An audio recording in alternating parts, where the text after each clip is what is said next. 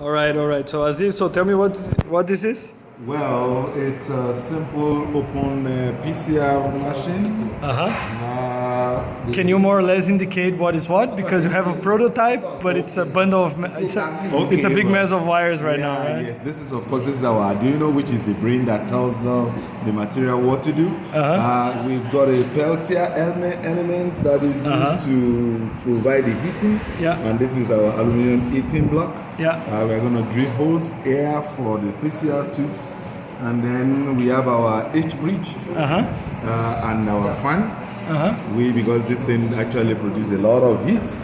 Yeah. So the big block is supposed to help us to dissipate extra heat. And then so when we connect our Arduino, we have created different cycles. The PCR can run for a specific number of cycles, create loops, and then with that we are actually making the normal conventional PCR machine in at least a simple fashion.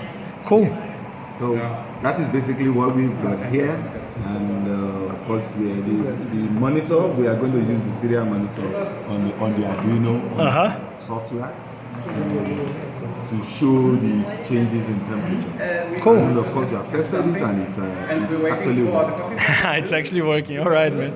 Thank you very much. And now the final question. Okay. Are there any documentations for this? Where is this all going to be somewhere? Or Yes, we have the documentation. We have videos, small short snippets of videos and pictures. Although they have not been uploaded yet. We will upload on Instructable.